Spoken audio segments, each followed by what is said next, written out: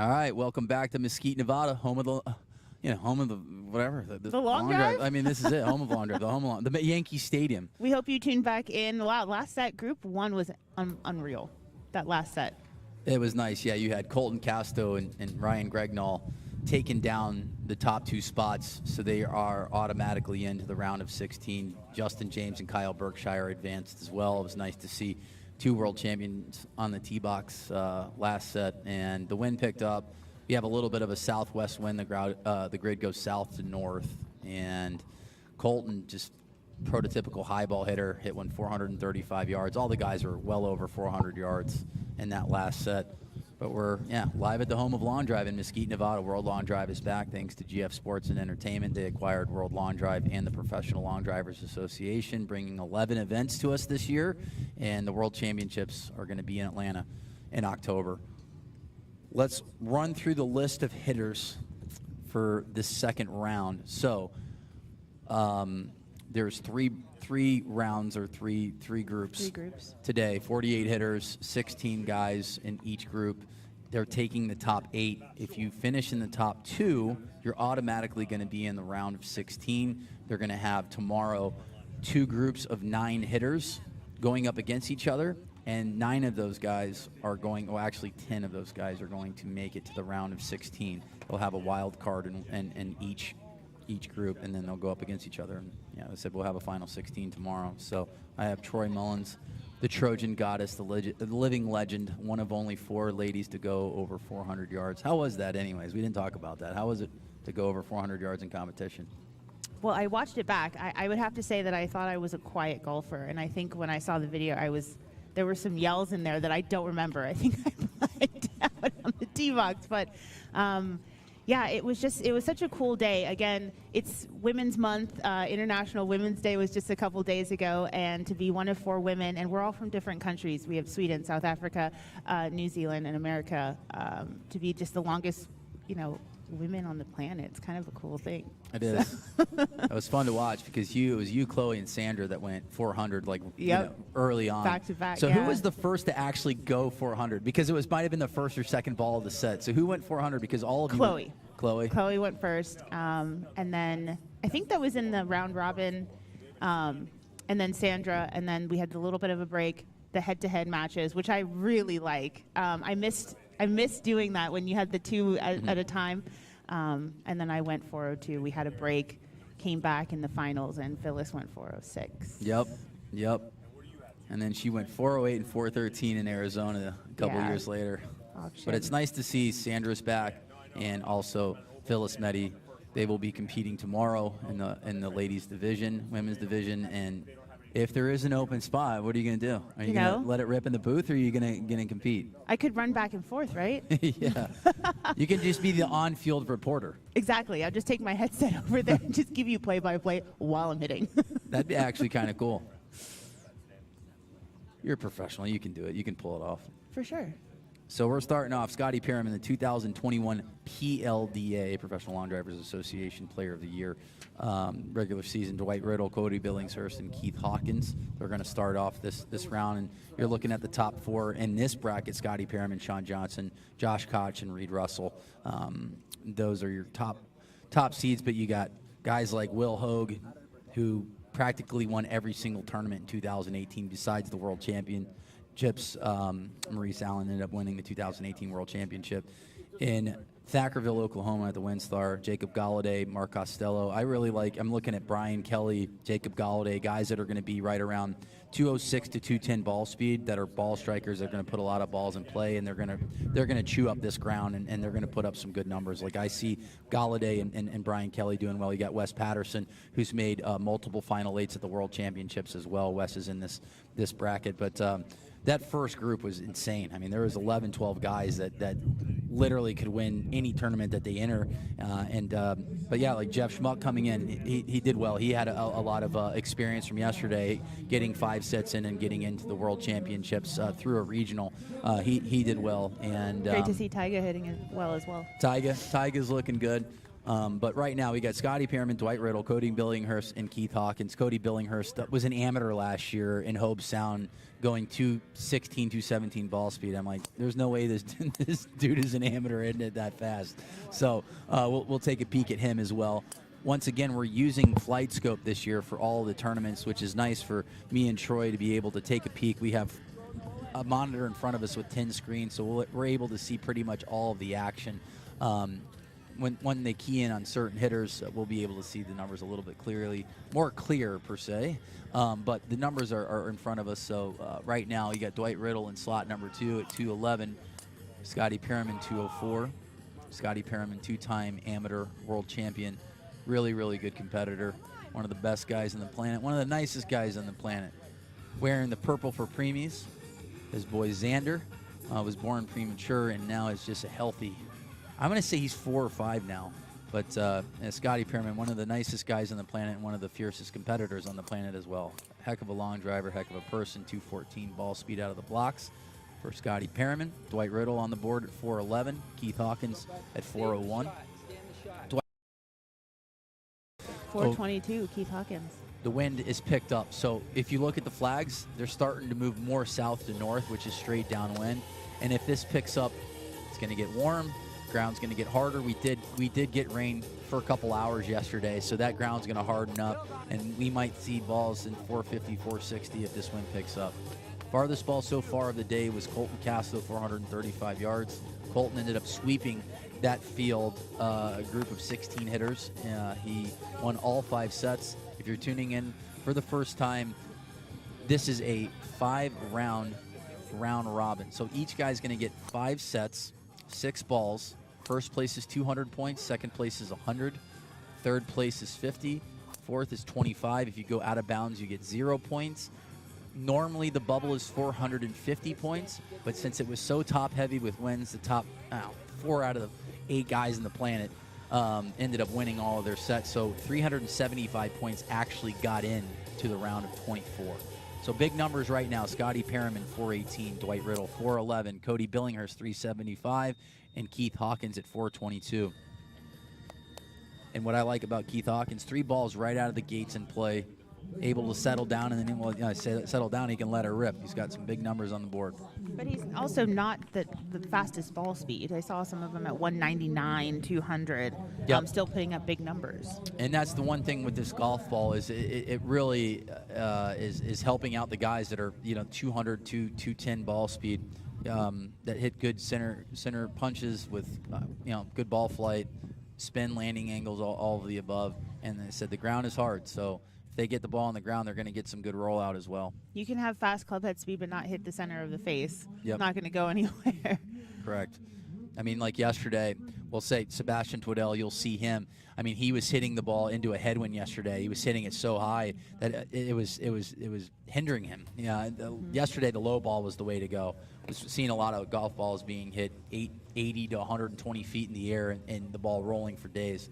But right now, you could pretty much hit your prototypical ball flight, whether it's low to mid ball flight being maybe under 150 feet in the air, your mid ball at 150, and then your ultra high, shots that Colton was hitting, Kyle Berkshire, they were hitting them up 200 feet in the air, and they were producing some really big numbers. But I'll say it earlier, Jason Atkins went 193 in one of the sets and was right behind a guy that was, a 215 ball speed kind of guy. So that golf ball being a little bit softer of compression is really going to benefit the ball strikers and guys that are, like I said, in 205, 210, guys like Jacob Galladay and Brian Kelly.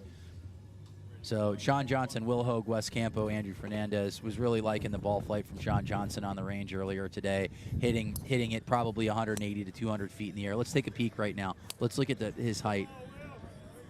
A little bit of a miss hit, 196 feet in the air. Sean Johnson, one of the best hitters on the planet, another PLDA guy that came on the scene the last couple of years that you hadn't seen on World Lawn Drive. Will Hogue, who is on World Lawn Drive, he's been around for a long time, a veteran. Really dominated here in 2018. Oh, he went crazy. He won all over the world that year. Will Hogue on the board, 391. Important right now, just getting a ball in a place, settle in. points are critical. And we had a couple guys that went OB in their first set that needed 25, 50 points to advance and didn't advance. So right now, putting balls in play is important. You got Andrew Fernandez here in slot number 4, who was one of the world qualifiers yesterday that got a bunch of sets in. Will Hogue at 404 now. I'm excited to see, Will Hogue this year. He said he's trained for long drive for the first time since 2019. Yeah. He also just had another baby, a 1-month-old Cal. He has 5 kids and his wife Carly. It's exciting. He's, a lot of these guys are more than just long drivers. Fire Marshal Will. Yeah. Saving lives. It's pretty cool. Yeah, whenever I have like a question, I just call Will. Yeah. 419. There we go. It's paying off. Yeah, absolutely. I said Sean Johnson just trying to settle in here, getting a number on the board. He's plenty fast enough. And I said that they haven't hit in 5 months, so some of these guys are going to be coming up and have a lot of nerves, maybe press a little bit, and have a hard time finding the center of the face. When you're swinging that hard, hey, look at Andrew Fernandez. He qualified, didn't he? He did, and his numbers are not. He's not going to be lighting up the launch monitor at 215, 220. He's going to be a guy that's probably 205 to 210 as well. Going to put a lot of balls in play, and a guy that's not. He's not going to miss the grids. He's going to put a lot of balls in play. So he's going to give himself the more opportunities to get that ball on the ground and use the ground as his friend. Say no better person than Dave Mobley that knows how to use the ground on this grid to get the most out of a golf ball. We saw in the first group that, getting an OB set really cost a lot of players. Yeah. So now knowing that, obviously, Sean Johnson didn't get one in the grid, he's definitely capable of hitting it 350. Yeah, of course. So do you slow down on your last ball? Do you just say, I'm getting this one in? Yeah, I mean, a perfect example is last year. Martin Borgmeyer hit one in the round of 16. I believe he hit it 318 yards, and it picked up 100 points because 2 guys went OB, and then just like points are critical,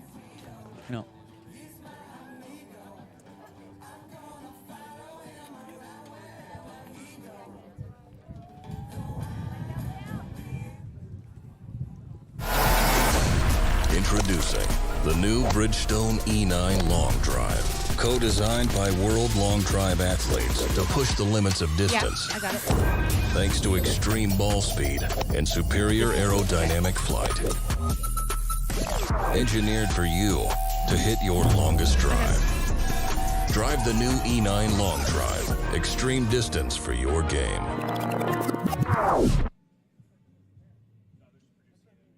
We're back. The next 100 members that sign up for World Long Drive membership will receive a complimentary box of Bridgestone E9 golf balls, the official ball of World Long Drive. Visit worldlongdrive.com/membership-offer to learn more.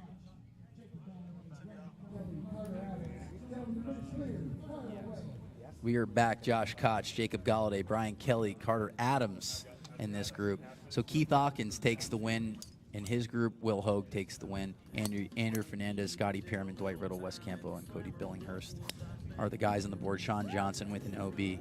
Josh Koch, one of the best hitters on the planet.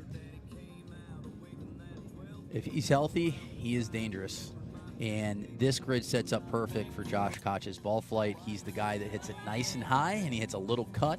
So I really like Josh Koch, on this grid. And like I said, for me, I'm looking at his numbers right now. If he's healthy, he's going to be in and around 218 to 220, I believe, ball speed. Working a lot with Martin Borgmeyer this off season. He was battling some injuries the last couple of years, but one of the best lawn drivers on the planet. And he's got multiple wins, through the PLDA as well. He made his debut in Memphis, I believe, in 2018. He did. He made his debut in 18 in Memphis, and he's progressively just gotten better and better and better. So we like Josh Koch, prototypical ball flight, high, mid ball, or high to mid ball, and a little left to right.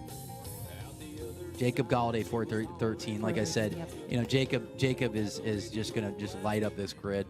He plays a lot of golf. He's a great ball striker, one of the best ball strikers in the world, and a guy that's just going to be ultra consistent. Look at that, 207.7 on a string, little cutty.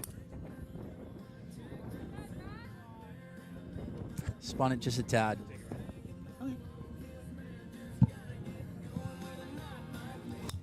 Once again, this year we're using Flight Scope for our launch monitor data.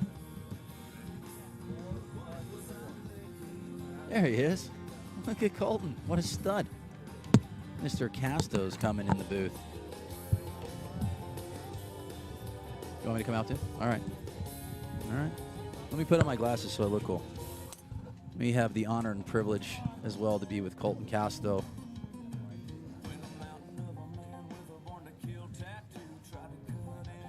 What's up, buddy? How's it going? You caught up, how many crabs or king crabs did you catch this off season? I caught a few. We were bear eye fishing.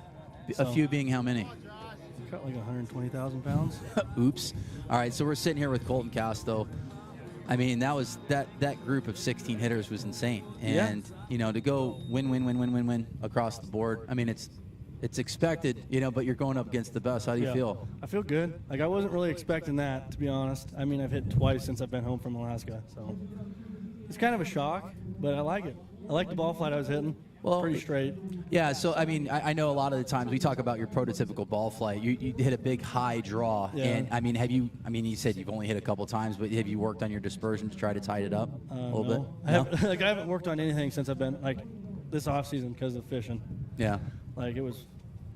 Yeah, I was like coming here. I'm like, we'll see what we hit on the range and just go with that. And I was hitting a cut, which is very surprising. Yeah, I mean, I don't hit fades. Yeah, no, and for sure. Every ball, I missed like 3 balls left.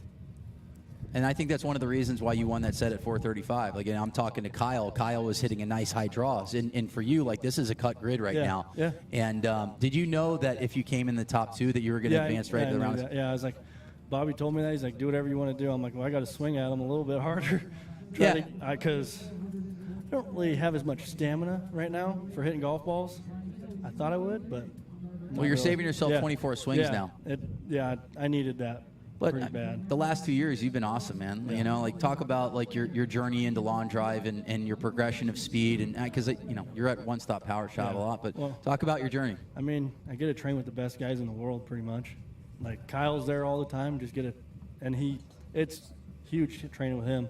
Just pushing speed with him, seeing the fastest guy in the world, and it's good. Well, get some rest, you know? That's the plan. You don't have to hit 24 more balls tomorrow. You're going to save yourself. Hopefully we'll see you in the finals, and good job in round 1. Yeah, good to talk to you. Colton Casto. Thank you.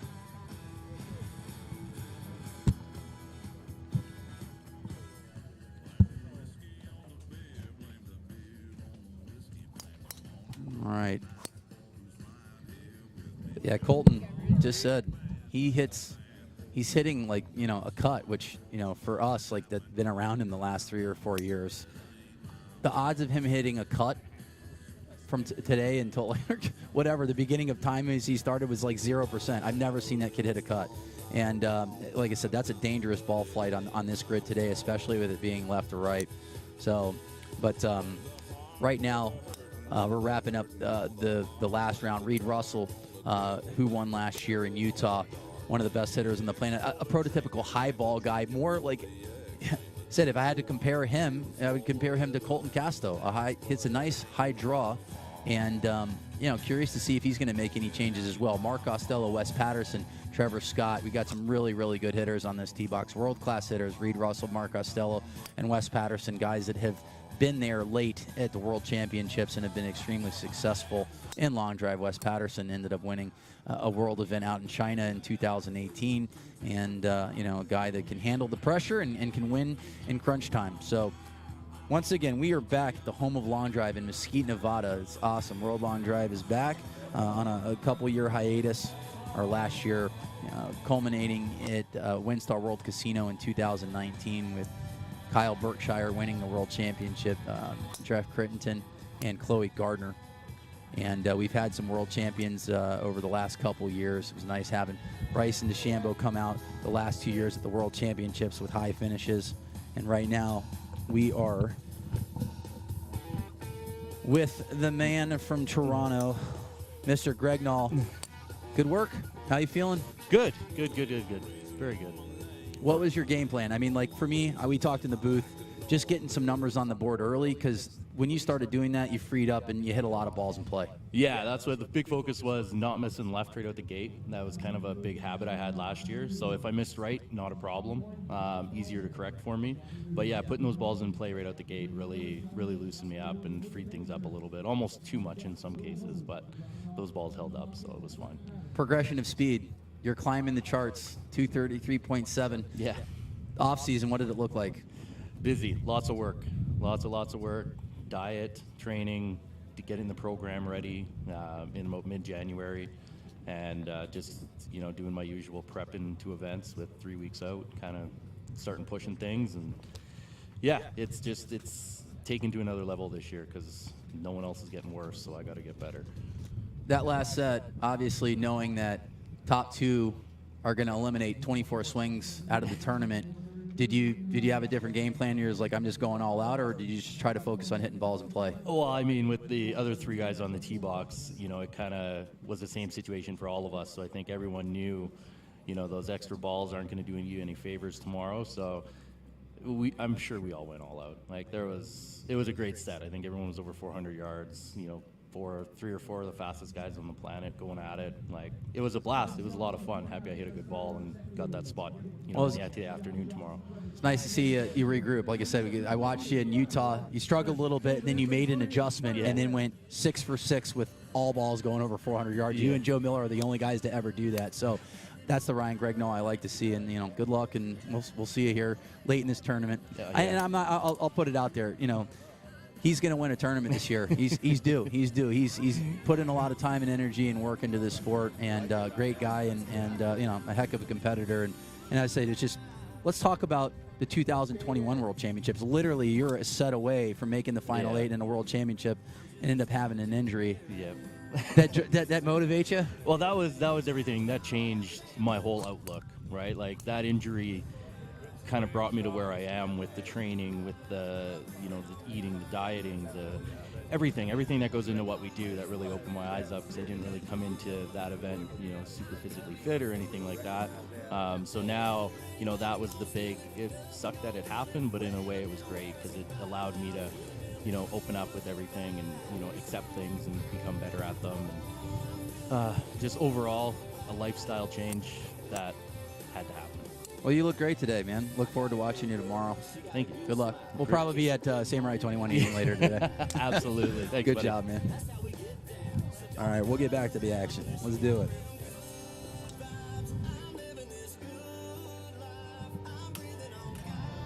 The wind has picked up a little bit. Looking at the flags down the grid, it's more south to north. Sean Johnson back in the saddle again with some numbers. He went OB the first set, and prototypical high ball hitter. Cody Billinghurst at 397. But Jacob Galladay, Reed Russell ended up taking wins while we were interviewing Colton Casto and also Ryan Gregnall. I really like watching Cody. Look how he sets up. He sets up for a draw, but he's just got this, his little tap. There he goes. And launches it. He's intense. He's intense, too. He's fun to watch. He's Absolutely. Cool. So strong, lower body strong. I mean, everyone across the board is so strong in different ways, right? We watched some of the guys in the last set, like Isaiah Joyner, so tall, lanky. And then we've got guys like Cody Billinghurst out here. Will Hogue. Will Hogue, yep. I remember last year I mentioned the amount that he bench pressed, and I was off by a couple pounds. It's the Tennessee record or state record. And but Will Hogue is a strong man.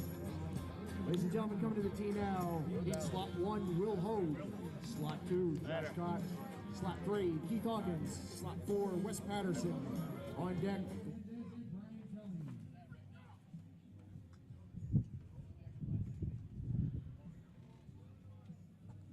Jacob at 408. The best Yeah, long it's hitter amazing in to the watch world that comes for a chance to call themselves Yeah, a world Jacob's champion. tough. It's all about power. It's all about accuracy. It's all about guts.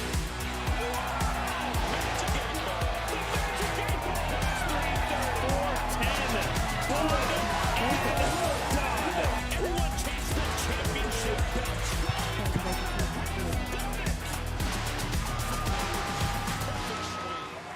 World Championship. Good thing he didn't have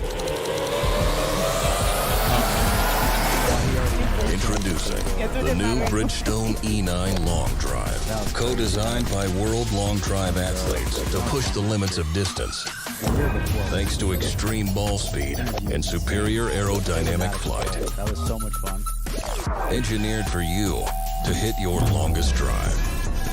Drive the new E9 Long Drive. Extreme distance for your game.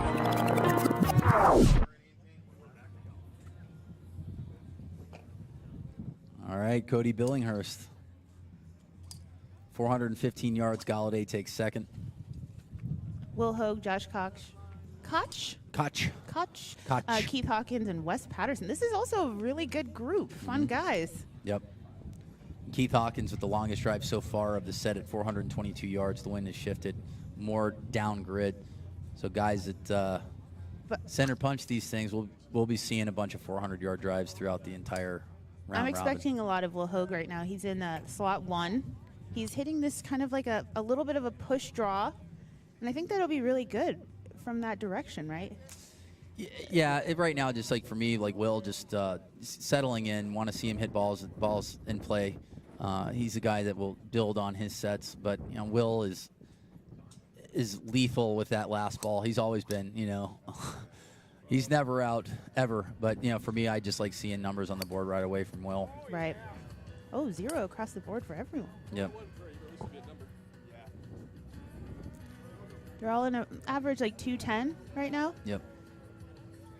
And Keith Hawkins, a guy that's right around 200 mile per hour, just putting up some big numbers. He's got the longest drive of the entire set so far, and he's a guy that's right around 200 mile per hour ball speed so far, which says a lot. You've got to flight it well. 430, Josh Koch. Yep, Josh is this grid sets up perfect for him. It really truly does. A high cut guy, and you got a little left to right. You would think, I mean, I know traditionally a lot of people think if you want to hit it long, you hit a draw, right? Mm-hmm. But long drive proves otherwise. You don't have to hit it. You can hit a cut, a bomb cut. Yeah. Explain that. Well, for me, like in baseball terms, like it doesn't matter how much I worked on it. It was so hard for me to go inside half of the golf ball to try to go over the second baseman's head. A lot of the long drive guys will pull left, like over the shortstop head, like a degree or two. And, you know, the face just, you know, at an impact, you're going to maybe hit that little cut. I mean, you look at guys like Jason Zubak, who has 5 Open Division World Championships and you know, a Masters World Champion. Like, a lot of times when I watched him back in the days, he would hit a cut. A lot of these guys are hitting cuts. They're just pulling just a little bit left, you know, and the face open just a tad. Or even at square at impact. Like, I mean, that's why slot 4, if you do hit a little bit of a pull, you know, if your face is, you know, square at impact and you're pulling a degree. I watched Bryson do it all last year. Like he was just taking across that grid and the ball was rolling forever. Josh Koch at 432, but yeah, a lot of guys, it's very difficult for them to swing out right if they're right-handed. Is to go inside, like, you know, I'm thinking in baseball terms, inside half of the golf ball going over the second baseman's head. Again, we want a lot of these viewers to come out, try it. Yeah. You know, there's a lot of different divisions. We have the Open, we have an amateur division, women as well. Just come out, and again, when you're training for this, you don't have to think just hit a draw, right? Like, really work on your numbers, your spin, apex. Landing angles are important. Really important, because there's carry grids and then there's runouts. So what are we on right now? I guess this is a runout grid? It is. It's. I think you can, when they say you can hit your drive, but you can't necessarily hit a big draw right now because it's going to knock it down. So, like, I'll use an example. Colton Casto versus Kyle Berkshire in the last set. Colton just said he hit a high cut, which I've never seen that kid hit a cut in the 4 or 5 years I've watched him hit. But he hit a high cut into a cut wind. And Kyle was probably 4 or 5 miles per hour faster. He yelled at it. Similar profiles as far as height and spin, but Kyle hit a draw into a cut wind. So that, you know, he's fighting the wind a little bit. And that's one of the reasons why Colton ended up winning by, it was right around 10 yards. So there is some science that goes into this. Like right now, if you can just hit a little bit of a cut, it's going to be more beneficial to get longer drives. So, and when you get late on in this tournament, when these guys are like eerily similar in ball speed, that's, shot shaping is going to be important later on down the road because these guys could be within a couple yards of each other. I've seen sets where, last year they were four guys within like a yard or two and going to playoffs, what have you. So it's more critical later on when the ball speeds are more closer to each other. Someone at home might wonder, a lot of these guys, you see some come with one club, and we'll talk about that, but a lot of them come with 2 or 3 clubs to the tee. So the question is it the same setup where if something fails, they have a backup? Or is it, hey, okay, the wind just shifted, I have something with a little bit higher CPM to keep the ball flight down, or vice versa, something to launch it higher? I think it depends on the player. A lot of times, like if I have a game plan, I'm more than likely going to have the same exact setup, so I'll have 2 or 3 drivers. The equipment now is so good that you very rarely see guys break shafts. So, they just bring it up just in case. But Patterson, House of Forged, these manufacturers have done such a good job with their technology where you're not seeing it break. Yes, they're going to break. The shafts are going to break. You'll get guys that have like massive recoils where they're bounce it off their hip. They recoil it off their hip, and this shaft breaks into like 3 spots. That it does happen. I don't care how good your equipment is. Like, when you're recoiling like that, but you haven't had to worry as much over the last several years about clubs breaking. So, but yeah, guys might have different game plans, but for me, like, I know that if I came up to the tee box, I was using the same setup. It was the same setup for that specific set. I think we mentioned it yesterday. When I first got into long drive, I only had one driver. Yeah. I had the one setup. Yep. There was nothing like that could happen to this club because I had no backup. I've maybe 3 wood in the bag and in the trunk. But weren't you the same? Didn't you only have one setup? I did. The first time I went to St. Louis. It was our first tour event, and I brought one driver. I brought a Bang-O-Matic, and then you got Jason Zubak and Sean Pfister. They're there, and Zubak has literally 2 massive Cobra bags of drivers. Yes. He probably had 30 drivers, and this was before cogs. So, and I'm there with one driver, and I ended up having one made while I was at the tournament. And we were down to the final, I think it was like the final 12 guys. And I went up to the tee box with that one driver, the new one, and the glue hadn't set. So I was getting some weird shots, and I realized that I was like, oh boy. Well, when I won the only one I won that in Denver, it was just like a series of bad events. So I was late, there was traffic. I had to get the club tested, and I only had one. So I'm walking past, everyone with their drivers, and Phyllis with her huge staff bag of drivers, Phyllis Meddy. Yep. And she's like, oh, Troy, you got your other drivers today? Making fun of me with my one driver. I remember the shaft, too. It was like a UST. Yep. Yeah, it was what's funny? They said that they made those colors for Bryson. But really? I ended up just taking it over. I loved that shaft. That was a good shaft. And that was the winner. I didn't need another one. It was raining. That was a good day. Andrew Fernandez takes down the set 389, Reed Russell 388, close set. Dwight Riddle 380, Brian Kelly 371. So Koch with the longest ball of the set so far at 432 yards, which is to be expected. This is probably the 3rd or 4th time I said it. This grid sets up perfect for him for his shot and the wind. So Josh Koch keeps it rolling. You'll see him late in the tournament. You mentioned it too. I saw him working on the range with Martin Borgmeyer. Obviously had a little bit of success last year on this grid. Yep. It's cool to see the players working together. Yep. Helping each other out. It's kind of different, right? Like, long drive is like no other. Yeah. Wouldn't you be competitive with your competitor? Like, why am I helping you? It is more of a fraternity sorority per se. Like, yes. All of us hang out. We eat breakfast, lunch, and dinner together. We all stay in houses together. But yeah, when you have that 2 minutes and 30 seconds, you're trying to rip each other's heads off, and then after that, you just move on to the next set, and then you root for your friends later. It's different dynamic. Like talking to someone like Bryson, like he has his core team that he works with on a daily basis for golf, and then he gets into long drive, and we're sitting 20 deep at a Japanese restaurant, all eating food together and having some fun. But yeah, long drive's great. It's been, for me, being in a professional locker room at 18 years old, playing pro ball, and then coming in, transitioning into long drive, it's been awesome. Like, I feel like I haven't skipped a beat in the last 20 something years. So, but yeah, it's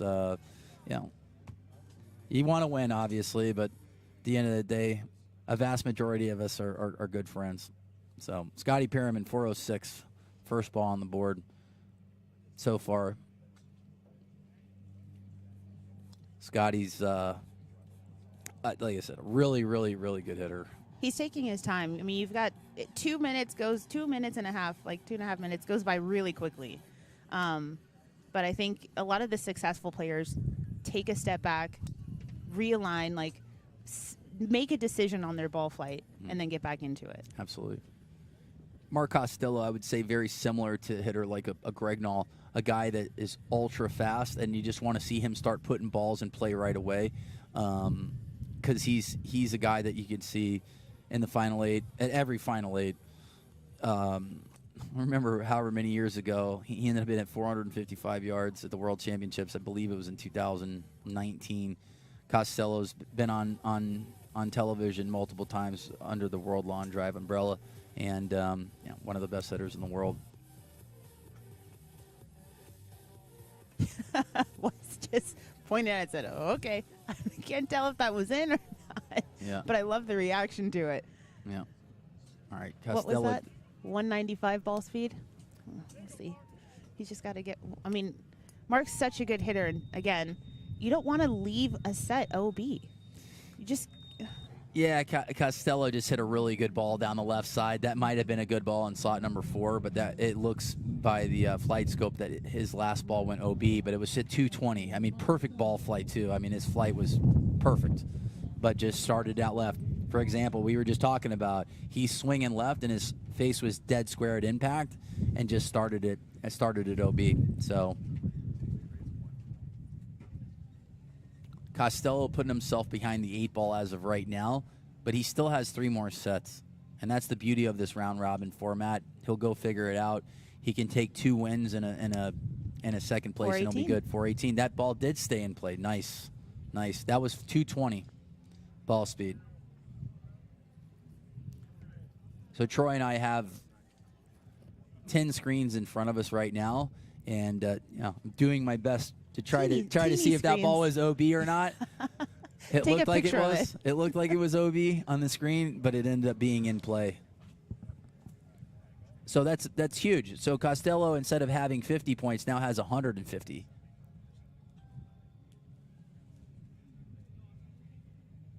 There it goes. After the second round, Josh Koch and Scotty Perriman, Andrew Fernandez, Jacob Galladay, and Reed Russell have 300 points. So they're all tied for first.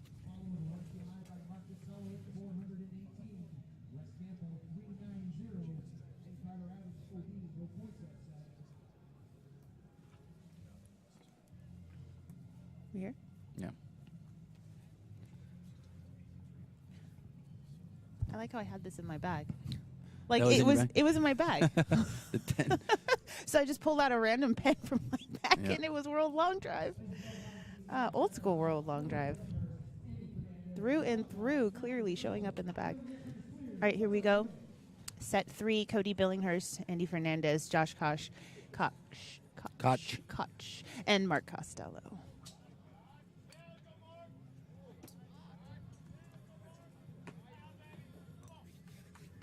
What a beautiful venue. If you haven't been to Mesquite, Nevada, you need to come. Come to one of these events. This is the first event of the year, but we will be back for event number 3 in May. Our next stop is going to be in Hobe Sound, Florida, on the polo fields. Great grid, by the way. Great grid as well. It's all polo fields for 800-900 yards. And last year we had a east to west grid, and it was straight east to west wind the entire tournament. So we're never in a million years I thought that we would be hitting it 400 yards in Florida, but they were hitting 400-yard drives out there. Kyle Berkshire ended up going up against Justin James to win it. We should have, speaking of polo fields, we should have one in the Coachella Valley during Coachella.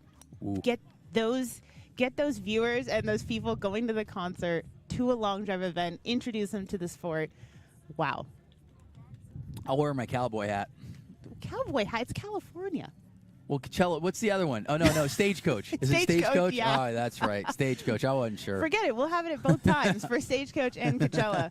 But World Long Drive actually is now accepting applications to host local qualifiers. So does your facility have an indoor track technology? At no cost or licensing fee, you now have the chance to be a part of the Road to World Long Drive Championship, where long drivers will compete for $400,000 prize purse. WLD Local Qualifiers gives you the opportunity to promote your facility, your business, and make extra income. To learn more, visit worldlongdrive.com/host or email info@worldlongdrive.com.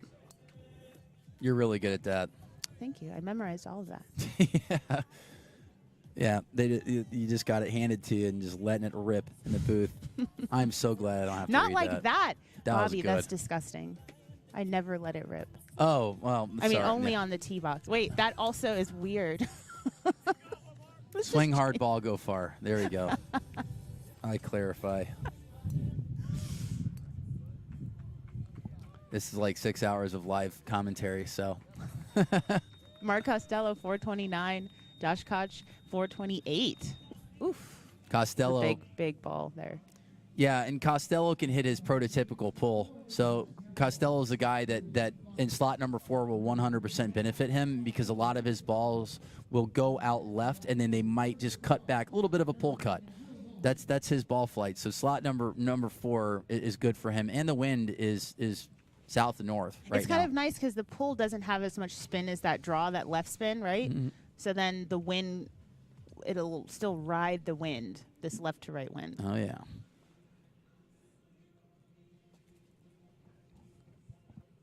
That's where I felt the longest drives last year were slot number 4, where the guys would hit that pull. They would go right over the crown of the center of the grid, and then it would just roll out.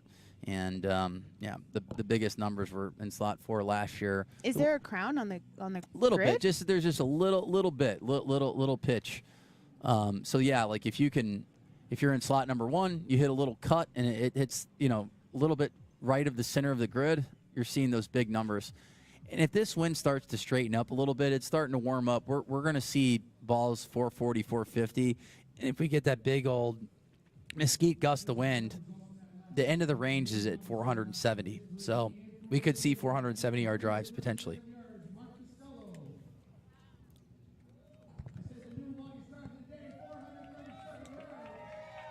.437, Mark Costello. Wow.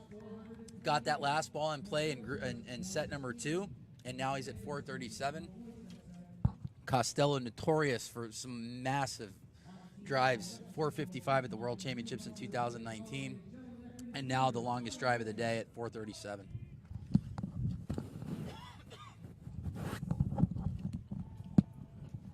I feel like I just swallowed a giant June bug. You may have. I think we got a gust of wind, and I just inhaled like the desert. A couple gnats. Oh, yeah.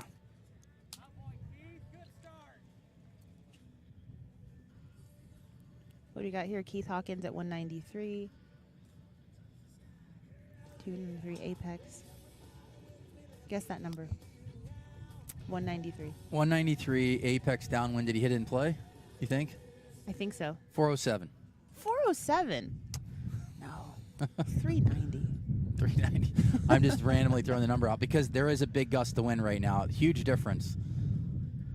Yeah, you can almost hear it right now Yeah. in our headsets. I mean, if you went 422, 407 seems 406. I don't know what I'm talking about. I'm off by a yard.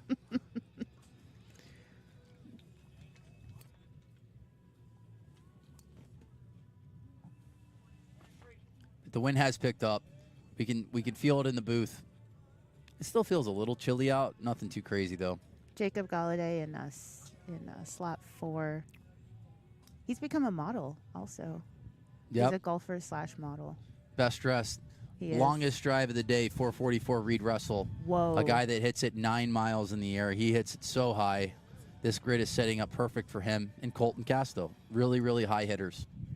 Correct me, but I feel like Kyle allowed players to kind of do that step out move, and we're seeing a lot more from a lot of guys. Mm-hmm. That left leg just whipping around your body, and but Reed Russell does something a little bit differently. He doesn't just step out; he like steps and squats. Yep. Really using the ground. Look at that. Oh, yeah. And Reed Russell, another professional baseball player as well, him and Jeremy Nowak. So Reed is accustomed to being, on the stage competing, and he ended up winning last year in Utah. I believe it was him and Colton Casto that went 1-2 in Utah. Downwindy 428. stuff. Jacob Galladay. Yeah, Jacob's just going to keep. I would compare Galladay to similar to like a Bryson DeChambeau, just going to hit a ton of balls in play. He's not going to beat himself. He's going to let, the faster guys might beat him in some of those sets, but they're going to have to hit a good ball in order to beat Jacob. So I really like him, in this tournament. It sets up really well for him.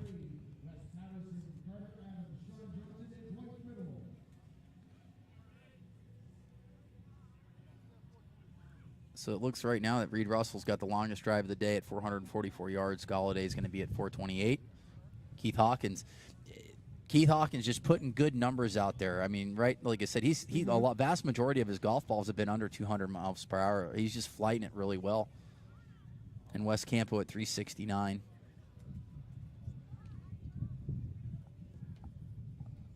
The good thing coming out yesterday was being able to see the reaction of the golf ball with certain speeds. And there was a kid that can't remember, I think his last name might have been Love, but he was a guy that was like mid 190s, and he fought all the way through, and then eventually in due time the speed caught up, but he got through 11 or 12 rounds. I think it was 13 rounds total in order to get to the round of Jacob Galladay. Just got switched back to 425, but to get the final 5 exemptions to Worlds. The conditions yesterday too were so different. Overcast, a little bit rainy, and wind into. Mm-hmm. So the wind completely switched for today.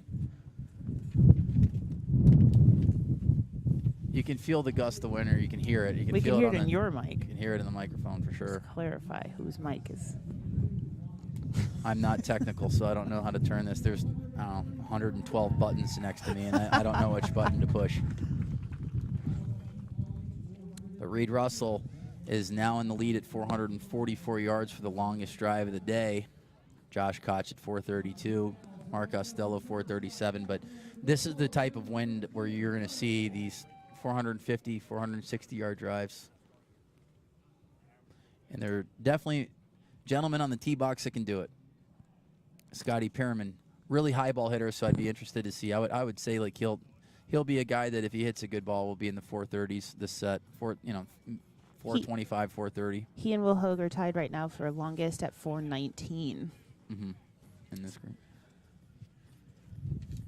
We got your Brian Kelly hitting this nice controlled cut, like he's playing off the first tee. Brian's getting it in the around. fairway. 389 for his first ball, and I'm pretty sure the next one's 395.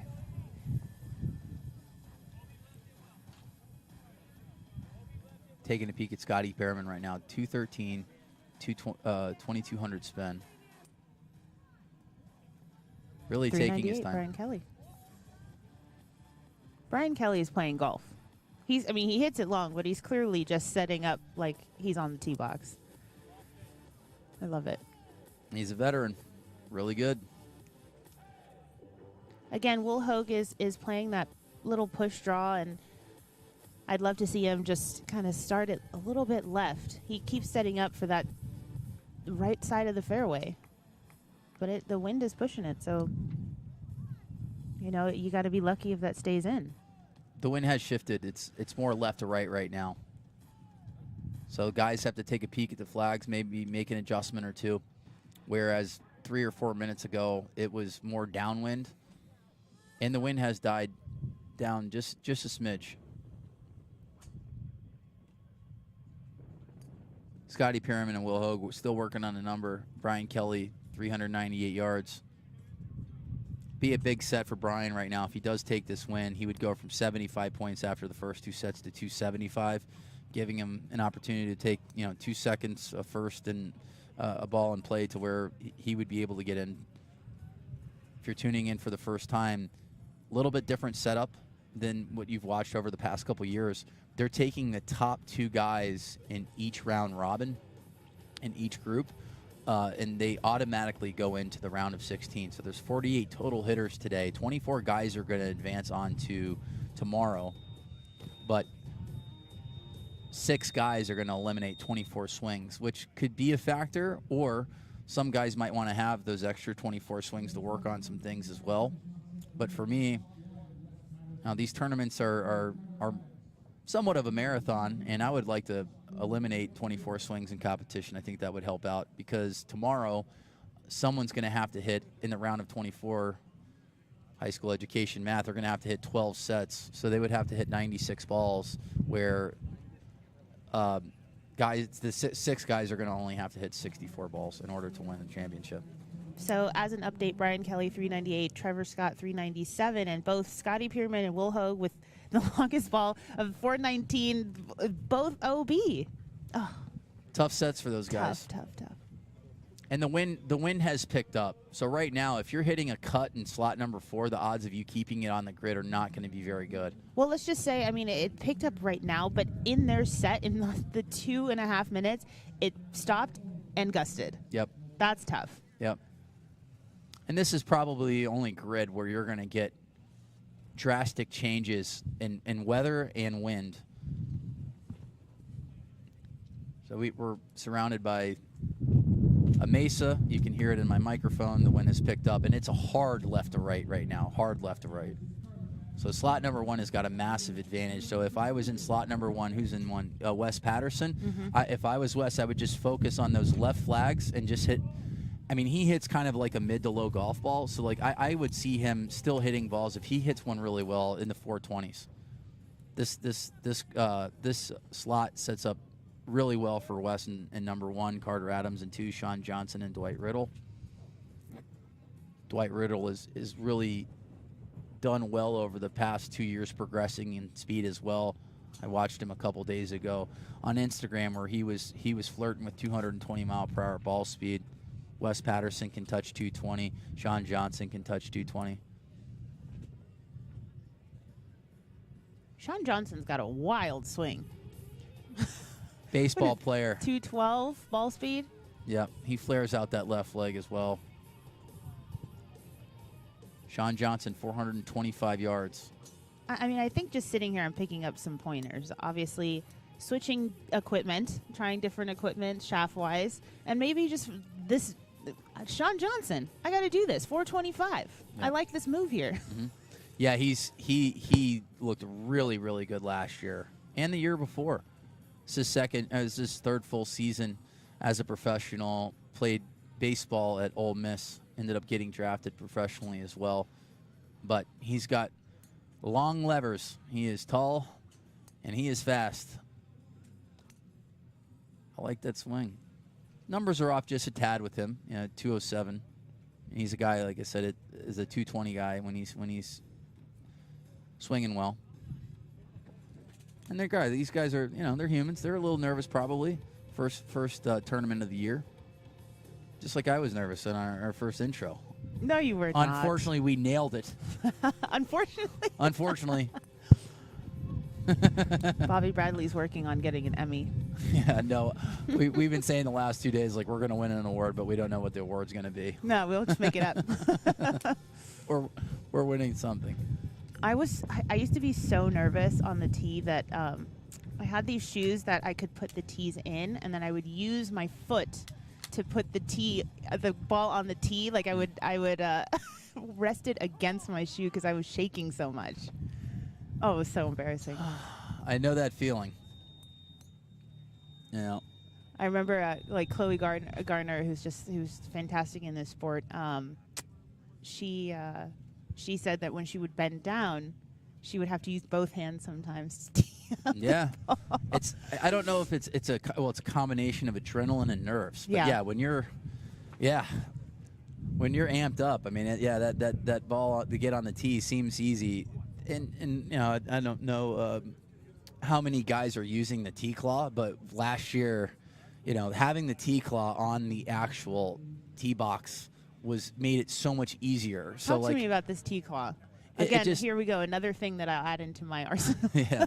Sean Johnson takes down the set at 425. But, yeah, the T-Claw, you're able to, kind of screw it in the ground a little bit. It's got 4 prongs. It kind of just makes your tee set. And honestly, it was better because, if you have a 4-inch tee, if you're putting it in the ground, it might be 3 1/4 or what have you, or 3 1/2.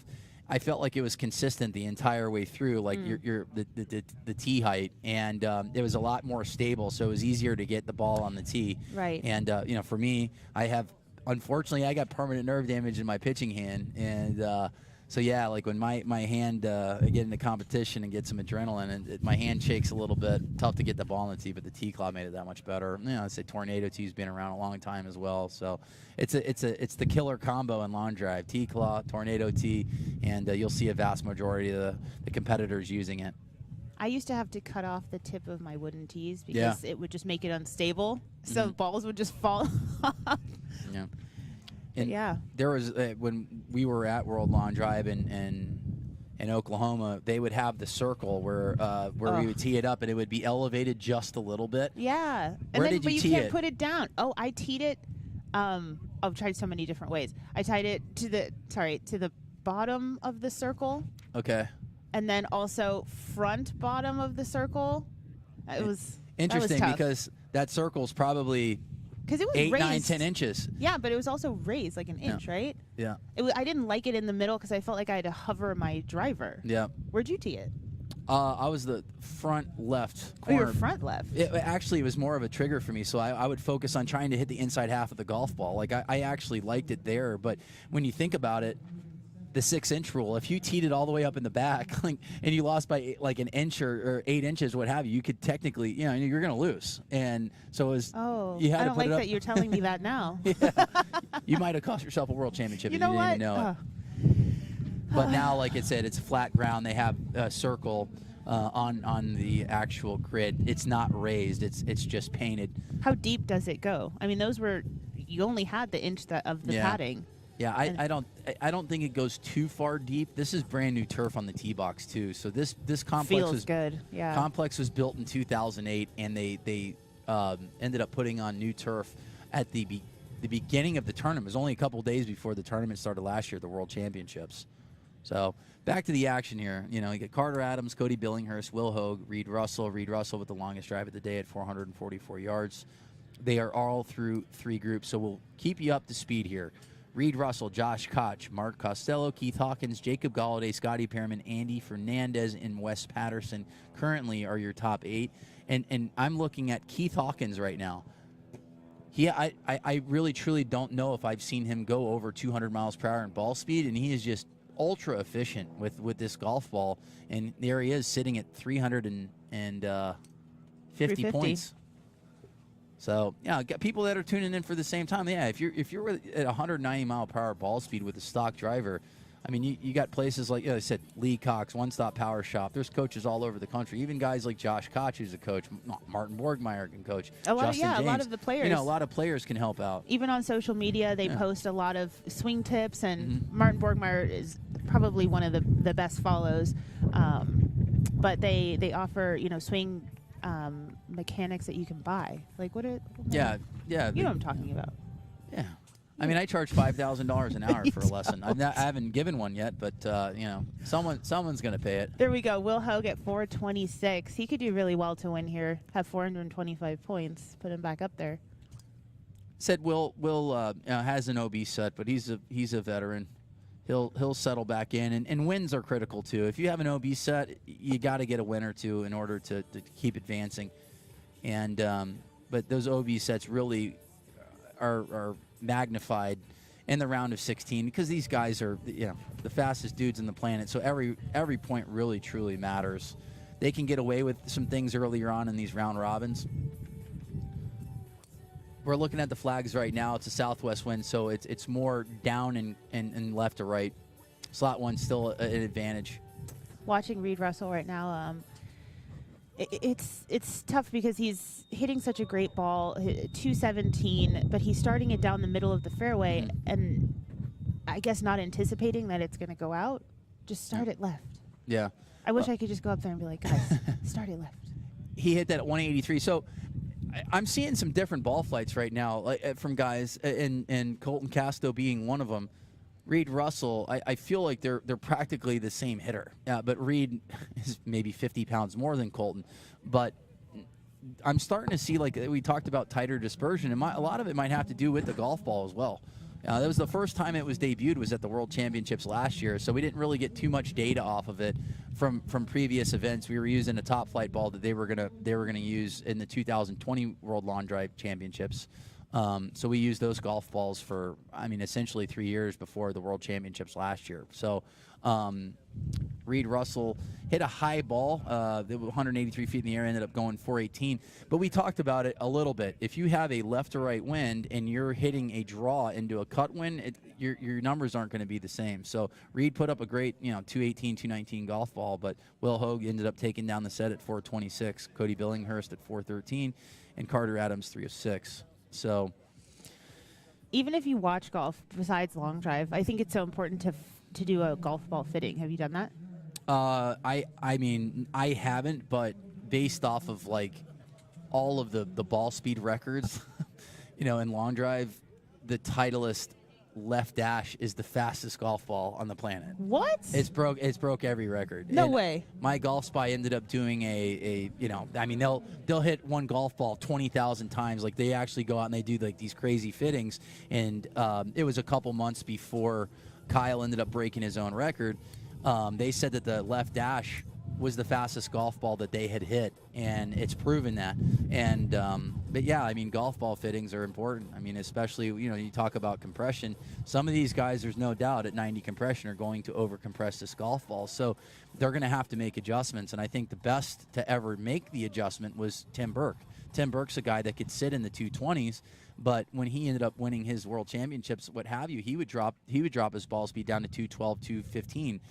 Because he knew that he got more out of that golf ball than being at 220. And I always use Maurice Allen as an example. Maurice was not as fast as the guys in 2018, but he was able to carry it on a carry grid a yard or two more, and he was 208, 212, and he ended up winning a world championship. So like guys like Jacob Galladay today are guys that I like because I know that they're going to be right around 207, 208, and that might be more beneficial for that golf ball. Or someone like Kyle Berkshire might make an adjustment tomorrow and hit a 46-inch driver. Maybe he hits a 48, but he's like, hey, I need to be around 222 because 226, 228 might not be working. So it's a game within a game, and all of us are hitting the same golf ball.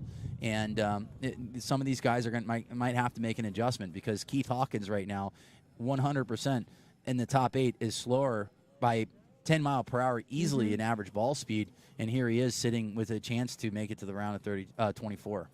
So these guys are using 48, but a combination, like you said, some will use a gamer driver of 45, 46, but someone looking to get into long drive, like we're always trying to say, come try it. You don't have to hit a 48-inch driver. Yeah. You can come out, play your game at, whatever length and still be competitive. Mm-hmm. Yep. So George Haggerty last year is a perfect example. He was a guy that was using a 45-inch setup and did extremely well at the World Championships and throughout the entire season last year. 45-inch driver, optimized ball flight, was a guy that was about 208, 210. We saw him earlier today, and I just struggled a little bit to find the grid, but we're looking at numbers right now. Josh Koch, I'll say it for the 5th time. This grid sets up perfect for him and his ball flight. Even in slot 4. Yep, and slot number 4. And last year, like, he wasn't even sure if he was going to even compete. He was on the range last year, and he could barely swing, and he ended up having some issues with his neck, and he ended up taking 2nd place and being hurt. So Josh Koch looking good, 437.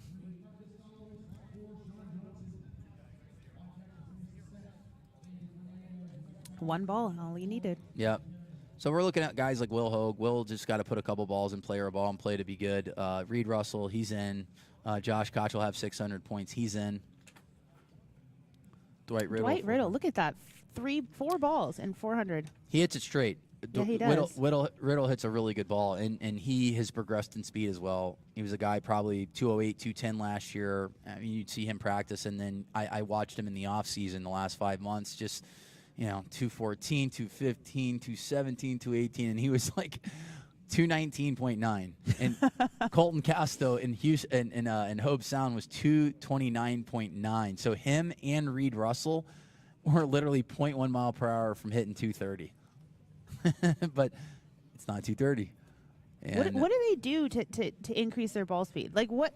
I know that some of the guys do it through training and working out, but I think there's like this idea that you swing as fast as you can, right, for a few swings, and you know what I'm saying? Yeah. Like I know Isaiah Joyner is one of those where he'll swing as fast as he can, not care where the ball goes, but at least you're acclimating your body to accept that fast, like, you know what I mean? Yeah. To accept all of that torque and strain that you're putting on it.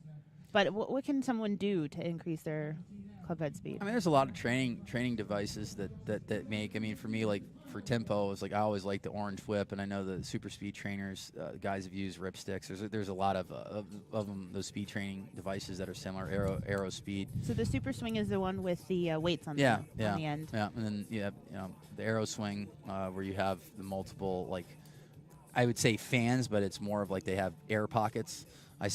For me, like I swing those as well. But I mean, you got to go out and you got to get on these monitors and go to places like the One Stop Power Shop. And like I said, you're out in London, you go out to Lee Cox as well, and you got to hit, you got to swing hard, Or, and someone like Martin Borgmeyer, Yeah. like just talking about all the drills that he does, like sequencing is critical. If you can, like for myself, like if my sequencing is on, I could be 3-4 miles per hour quicker in ball speed just because my sequencing was better. So, you might have it in you, but if you're not synced up correctly, True. you're gonna struggle. And for anyone in Cali, there's always Pat Dempsey. Yeah, Love of him. course. Yeah, him and Bobby Wilson were the most entertaining lawn drivers ever.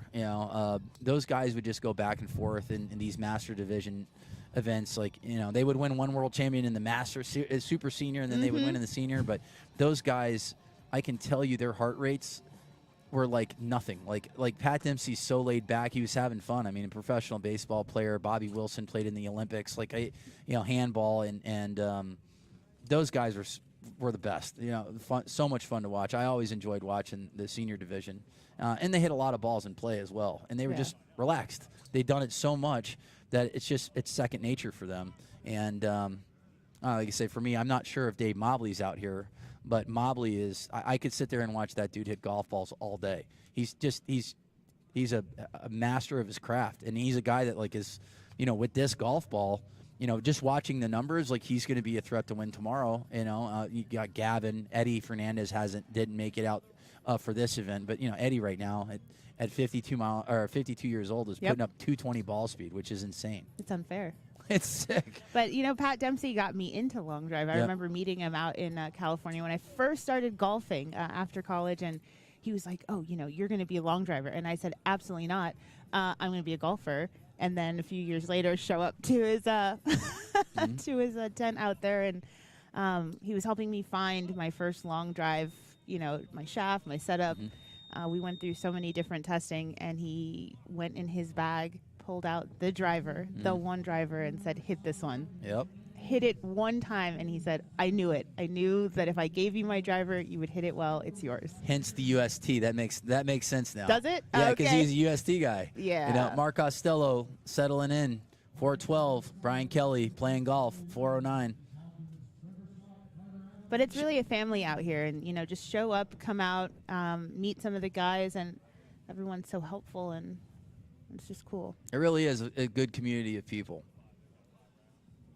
And it makes it a lot easier. I was sitting in the booth. We've been doing this for a long time, and watching your friends go out and compete, and everybody's infatuated with numbers. It's a bunch of numbers. I mean, literally, that's what for us. Like, our job is easy.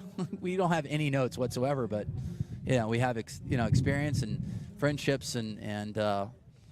Like I said, I told Troy when we knew we were going to work together. It's like we don't even need notes. Like, we'll just let it rip in the booth for whatever. I got to stop using that word, can't right? Say that anymore. I know. People will make assumptions.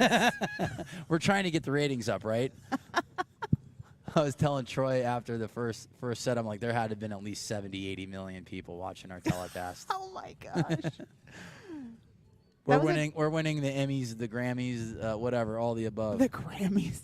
Please don't sing. That was a tough set for Wildman Sean Johnson. He had 425, but again, like you said, slot 4 does not do favors. Yep. All right, let's see where Scotty Perriman's at. This is a big set for Scotty. He's at 300. If he wins this set, he'll be at 500, so he'll be safely in. Jacob Galladay, take a second or better because he's not missing the grid. I don't want to jinx him, but he ain't missing. No, his first one, 204. Okay, that's conservative. He's watching it for a long time, making sure that one's in. He's really someone who takes his time. He is so laid back, so chill. Yep. Is his IG still Jesus of golf? Jesus, yes. Jesus. There he goes again, down the middle. This dude. We went out and played Wolf Creek for a little bit yesterday. Jealous. How did you get a tee time? He's got a sponsorship with. Okay, I was talking to the wrong person. I was talking to you yesterday. I need to go talk to Jacob. You should. Oh yeah, we did an extra spot for a few minutes. You did? Well, no, you're interviewing everybody. So from 1 to 3. Come on. I just went out and played like 4 holes and then came back. Oh man. But Jacob, great golfer, by the way. Got great hands. Former college catcher, and played baseball. A lot of us are baseball players. So, but he doesn't miss the face ever. Really, really good ball striker. 208. I mean, those are really good numbers for Jacob right now, and he looks nice and composed. He does. And relaxed. And to be fair, I know the first one was 0, but I think that was flirting with the edge because, from our perspective, that was down the middle. Yeah. Maybe the wind just took it a little bit too far right. And important for Wes right now. Wes at 300 points. Getting points right now is critical. So he's got a number on the board. He can build on that. And I think Galladay's third ball was in play, and I think it's going to be 415-ish. Okay, then what about the one? What about the fourth ball? You think is third? I think the third ball that he hit. What about the fourth ball just now? He hit a little draw 95. into this wind. 95. All right, so Jacob takes the lead. I was off a little bit, but I like the 208 ball speed. Good height. I think he's going to get a 410 fourth ball. Oh, come on, 398. And another good ball, Yeah, the wind's changing a little bit. Now, if you look at the flags, there's a couple of them down the grid that are actually coming more back into us, like the last 3 or 4. So now it's a left to right wind. So 398 is a big ball, and things can change quick. I mean, I watched it last year. I remember the set. Jeremy Nowak pulls this veteran move. Within 30 seconds, the wind shifted, and he hit 3 balls so fast. Jacob Galladay, 415. Nice. I did say he hit it 415, but it wasn't on that ball. Yeah. He yelled at the last one, too, didn't he? Let's see. Galladay, big win for him. He's in. He's at 550. So guys that you're 100% going to see, Reed Russell, Josh Koch, Mark Costello, Jacob Galladay. 425, Will Hoag's going to have to hit one and play, but there is going to be a log jam here. This is going to be a set where 375 is not going to get in.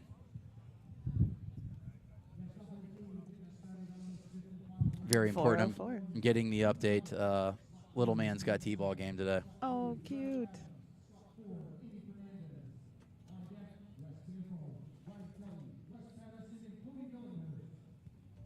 Looking forward to tomorrow to the women's, obviously. Oh, yeah. It's great to see Sandra Carberg come back. She's now a mother of 2. Yes. Yeah. Good for her. I love seeing mothers out here, and obviously there's a lot of fathers, but it's great for our sport. Yeah. No, I'm a T-ball coach now. It's awesome. Got little man. We may or may not have set up the team to where a couple kids didn't show up to try out, so we were all our team's loaded. In T-ball, you need like 4 or 5 kids that can field and throw, and it's we got a big game today. We got a big game, but we're in first right now. But I'm the coach at home and talking to all the kids, and it's funny. Just tell them deep breath. Load into that right hip. Just fire them hands. Do they even know what that means? Yeah. Load into that right hip? Yeah. Just it's very similar to long drive too. I mean, what does that mean? Explain that to someone that doesn't know what that means. When you're, the takeaway in long drive, if you're right-handed, you really want to focus on the inside part of your right hip and your right foot, inside part of your right foot on your heel, and load up into it. Get your hands to set, and then fire those hands. fire those hands, and you know, say for me, I always focus on the inside half of the golf ball. Like I have to relay information in baseball terms, and I'll never forget this. I was here at the Palms before this was built, and Lance Reeder said something to me because I was missing OB by like 5 yards on every ball. I was 0 for 21, and he said something in baseball terms. He's like, think fastball, hit fastball. That's not what he said, but that's how I relayed it, and I was almost thinking. I was thinking like fastball, and I was getting a changeup. So like my weight was shifting, and I was getting off that right hip, and my hands were late. And after that, I literally did not go OB for like 12 years. Wow. I never missed the grid, so I always focused on my right hip and my takeaway. And you know, these guys are coming in and they haven't hit in 5 months. That takeaway is going to be so fast that like they have to slow everything down. They just got to dumb it down. You know, slow everything down, get your hands to set, and then once you're in control of your body, go. You know, it's just that little hesitation. You don't have to build the momentum from your takeaway. No. It's on the way down. Yeah. Like you said, you'll see a lot of guys now like rocking a little bit. You know, they'll go into the left foot, then they'll go into the right foot. But like it's that heel, the right heel, and the inside part of your right foot. Someone like Justin James is very, very good at explaining it. You know, to someone that's not like your golfer. He's not getting into super technical stuff. So like I mean, even Justin James helped me, especially when you talked about that flying left foot. Right. When you get your hands to set at the top and you take that squat, like you squat down a little bit, it's almost impossible for your foot to stay there at impact. Like when you're at impact, your foot's there, but right after impact, that left foot goes out. So inside right half of your hip, and then your left foot, your inside half of your left foot at impact, and that leg's going whether you like it or not. That's true. I mean, I feel like to look like a golfer, right? In quotes, you want to stay in balance, and it's hard to plant that left foot when like you're saying, you want it to. It just feels natural to fly open. Yep. Do you do a weight shift? Meaning, like, do you go like if you're center at your setup, do you go like 60, 80, right? And then transfer it back, or does it not transfer back and you just rotate? I've dumbed it down so much it's all feel for me, but like I know that my weight on my feet are pretty neutral as far as like 50-50. I don't have weight on my I'd rather have weight more on my heels than on my toes. But like when I'm rocking back and forth, I think it's like almost like a 50-50. You don't do balls of your feet? I don't. No. Oh. If you watch Kyle, he's like kind of upright, but he's like sitting in the back of it, like in his heels, like they're like right at takeaway. So, well, with a lot of these shoes right now, like they're so heel high. Mm-hmm. So how does it help somebody that's hitting long drive where you have a high heel but your weight is back? We need Justin James in the booth. I know. So let's call him over. I'm over here trying it out. People used to tell me, like, how do you throw a curveball? I'm like, I have no idea. Just throw it. So Andy Fernandez ends up taking up that set. So that's going to take him to. Oh, that was a big set for Andy Fernandez. You have his phone number. Call Justin James over. Yeah. That's going to put him at 525. So that was a huge set for him. Wow. Keith Hawkins is going to be at 500 points. This is going to be a logjam. So for me last year, I was the bubble at 500 points. I got in day one at 500. And it's crazy because two guys got in at 375 earlier today. Wow. So Will Hogue still looking okay, but this is if Will wins, he's in. Jacob Galladay safe at 550. Can anyone in this set kind of bump him out? All right, so BK is at 375. So if he wins, he'd be at 575, which would put Keith Hawkins in 7th. Wes Patterson, big set for Wes. Wes wins, he'll be at 550. Right. Cody Billinghurst wins. This is the big set. If Cody Billinghurst, Wes Patterson, or Brian Kelly win this set, they're going to get in. They're going to have 500. Well, one's going to be at 525, which would be Cody Billinghurst.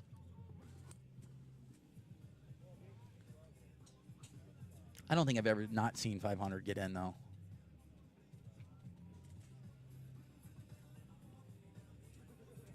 Brian Kelly just hit a good ball, 203 ball speed.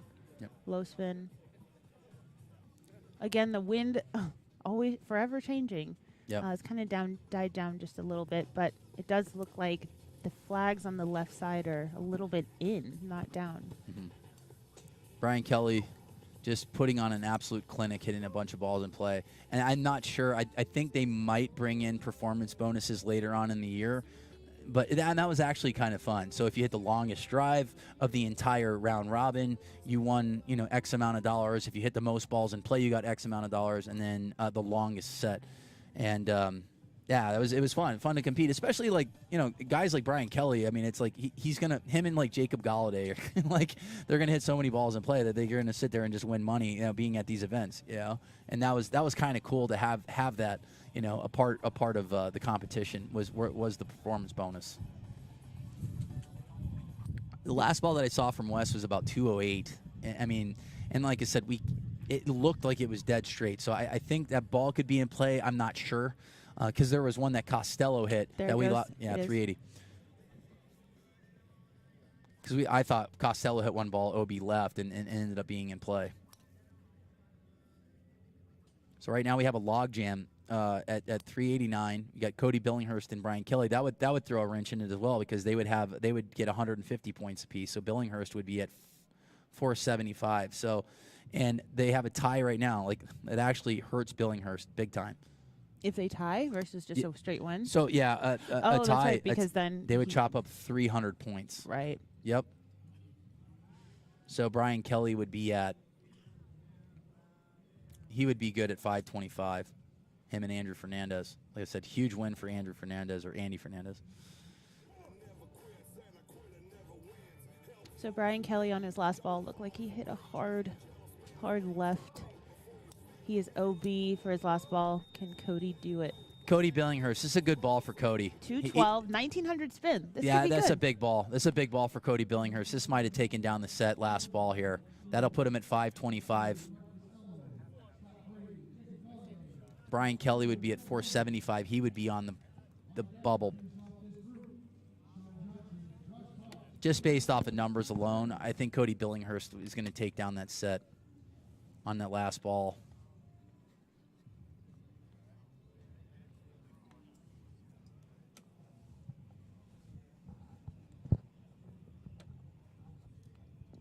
$399, Cody Billinghurst.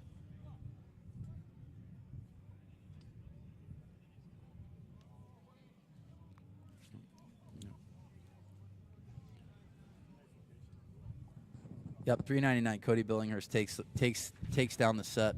So Brian Kelly's going to be at 475. And after this, we'll do a recap after this group is done. 16 guys hit earlier on in the day at 8 a.m. Pacific Standard Time. Colton Casto and Ryan Gregnall ended up taking the top two spots, putting them automatically into the round of 16 tomorrow. But 24 out of the 48 hitters will make it till tomorrow, to tomorrow.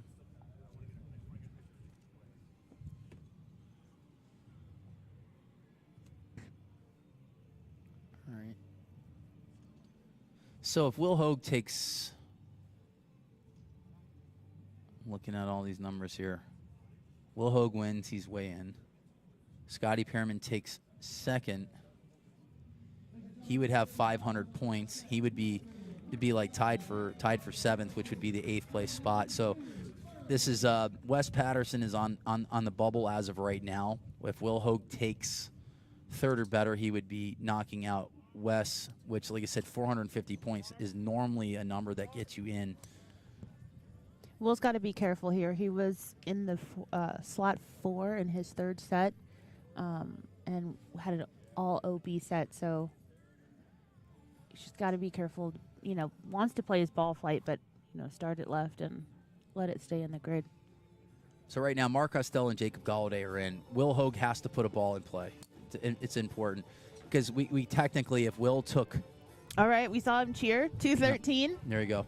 Now, I was saying, if Will, just say Will took 4th place and then Dwight Riddle took 3rd, there would be Dwight Riddle. Is that? I mean, this is tough. Mark Costello just went 221 ball speed. Costello's looking good. He's starting to settle in. There we go. We got another one, I think, from Hogue. Costello very similar to Gregnall. When they start getting balls in play, they're lethal. Really, really good hitters. Mark Costello put up a good first number. Now it just seems like he's just letting it go. Ball after ball over 220 miles per hour. He hits the same ball flight. He just hits a nice little pull cut. Not too much movement. Will Hogue at 424. Big ball for Will. That's going to get him in. That's going to get him in for sure. As of right now. Is it a situation again where he doesn't want to tie, though? Or he It doesn't needs matter. this It one? won't Doesn't matter. matter. I mean, technically, he does. If he took third place, he would have 475. But Scotty Perriman can take him, but like Sean Johnson and Dwight Riddle would be out. So, Will taking third place is he should be good there. A second would be better because mathematically, I guess Scotty Perriman can win the set. And Keith Hawkins could potentially be out at 500. That would be crazy. I mean, look how he's set up. I don't know if you can see Will Hogue. He's set up for the draw, playing it down the right side with a left to right win. Mm-hmm.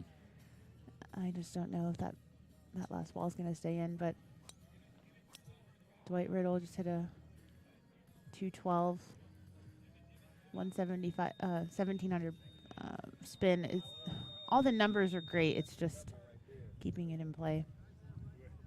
Well, we are actually able to hear some of his audio. So he just said the last ball he really liked, and he said if it's in play, it's a good number. Galladay at 417. So Galladay's in, Costello's in, Will Hogue's in, Riddle without a number. So big round here for. I think the only guy that can sneak in here right now is Scotty Perriman. He's at 400 right now. If he takes second place, he would be tied with Keith Hawkins, and they would have to go to a playoff.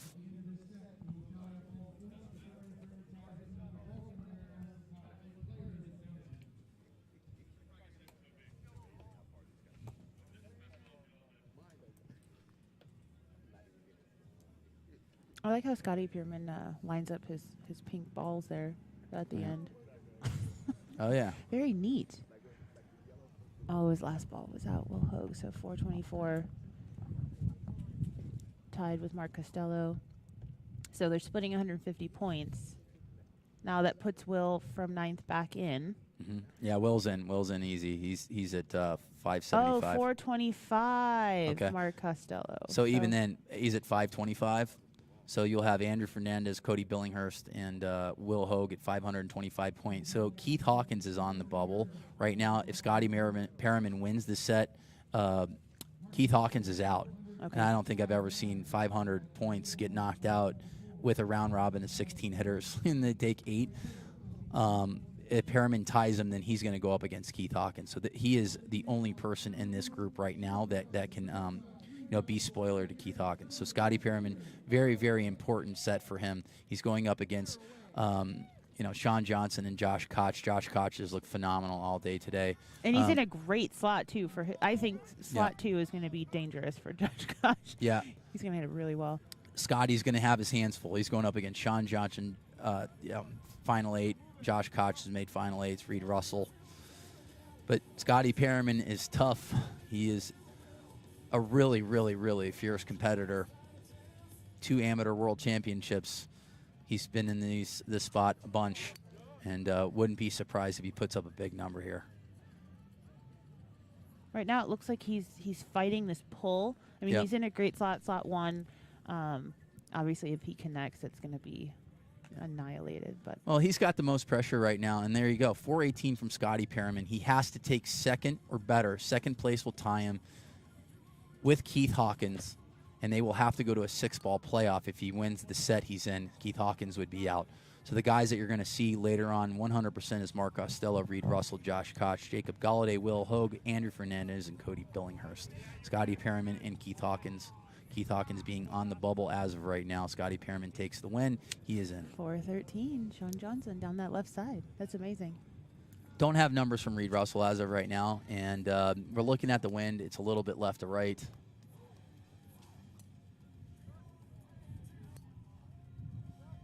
Okay, well, Reed Russell just hit a good one. We don't see any of his other balls, but 216, 1900 spin.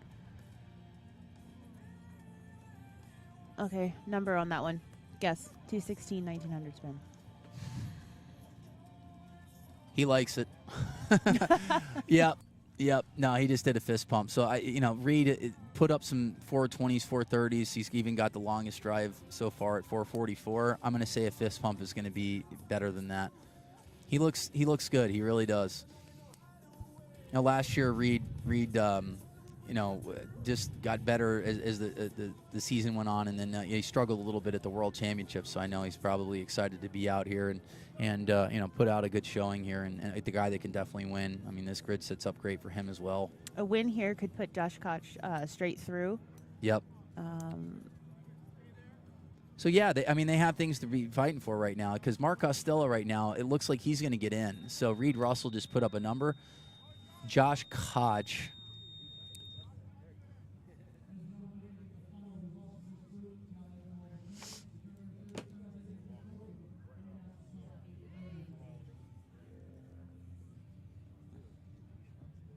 So Josh Koch has to beat Reed Russell in order to get in to the round of 16. Mark Costello 100% is into the round of 16. Still waiting a number from Reed Russell. We did see a fist pump on ball number 4.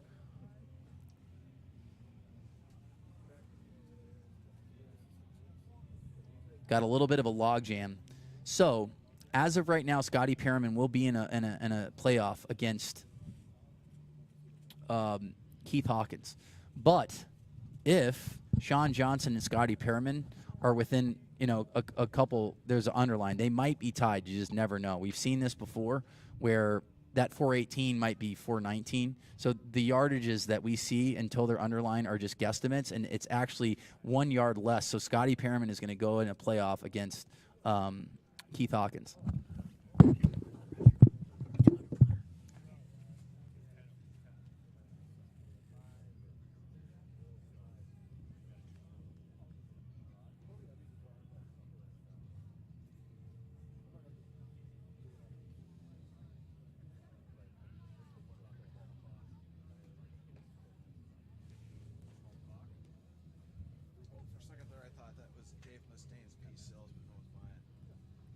It was what? For a second there, I thought that was Dave Mustaine's piece sells, but no one's buying. Sounds like that nigga does. All right, so for the final group, we have Sean Johnson at 419, Josh Koch at 415, Reed Russell 406, and Scotty Perriman 418. So that gives Scotty Perriman 500 points, putting him at a tie for 8th with Keith Hawkins.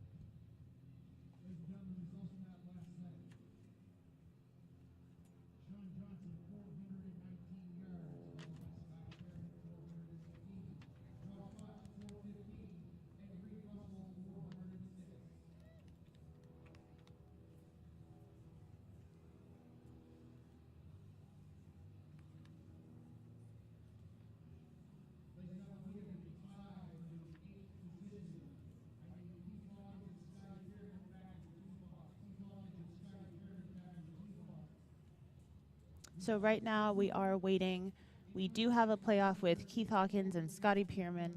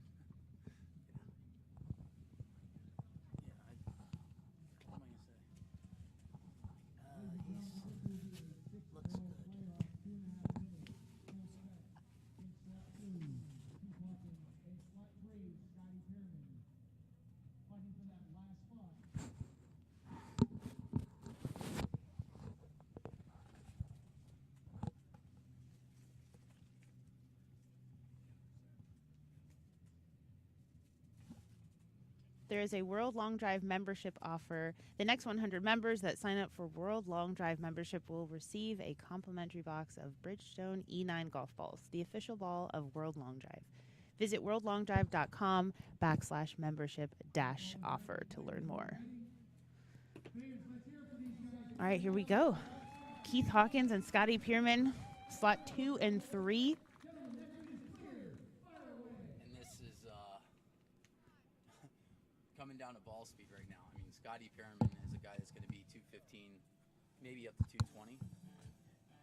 And now I said Keith Hawkins right now. He's a guy that's been sitting right around 200, maybe a little bit under that, a shade under it, but is getting the most out of that golf ball.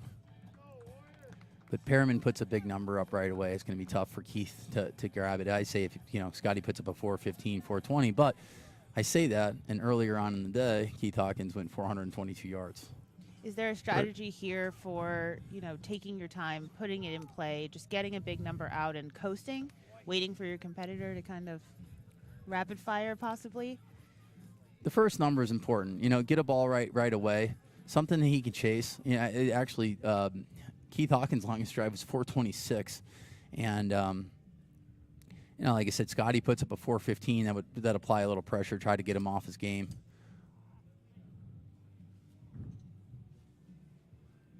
Trying to pick up Keith's numbers here. We don't have them. But so far, I mean, Scotty is hitting it consistently, 214, 215. We're not seeing that ball speed from Keith Hawkins, even though he has 426 in the tank. So we know it's there. We talked about using Bridgestone golf balls right around 90 compression, and it flies really straight. And right now, like I said, the guys that are in the 200s mile per hour, they're getting the most out of that golf ball. Really, truly are.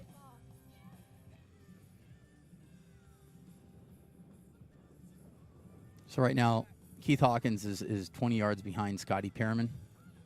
Both guys got their first ball in play.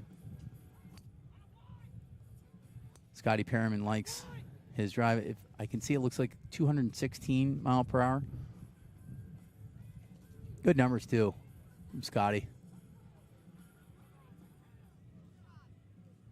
It looks like Keith is just keeping it down that left side, but hard to see his ball flight. The winds are maybe slightly into the face a little bit right now. It's still, but it's definitely more into the face than it is downwind. So these numbers, 395, 385, different conditions than it was 15 minutes ago. Waiting on Keith Hawkins' last ball. Scotty Pierman's in at 395. They're shaking hands, but we don't know that last ball yet, do we?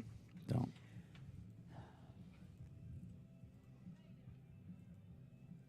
Ah, 361. So Scotty Pierman is in. First ball. Only ball. The only one that mattered. So we're done. We got Mark Costello, Josh Koch, Reed Russell, Jacob Galladay, Will Hogue, Andy Fernandez, Cody Billinghurst, and Scotty Pierman making it. Mark Costello and Josh Koch will advance to the round of 16. They're taking 6 guys today over the 3 groups, and they automatically make it to the round of 16, but 24 out of the 48 will survive and make it on to day 2, and tomorrow we'll have the senior division and also the women's division. And I have the honor and privilege to sit next to Troy Mullins. I think you got 365 in the bag here. I think you can hit 365 easily. What do you think? With the driver that I have right now? Or whatever driver. Like a 45-inch driver and hit it 360 right now? Anything is possible. I think you could. 360, 365, 370. Yeah, no. Hey, well, everybody that's tuned in, thanks for joining in, and we're having some fun in the booth. Bobby Bradley along with Troy Mullins, and we're going to be back at 12 o'clock to call round the third round robin. Yeah. So stay tuned. Yeah, Come we'll back. be back. Grab a bite to eat and come back. Enjoy.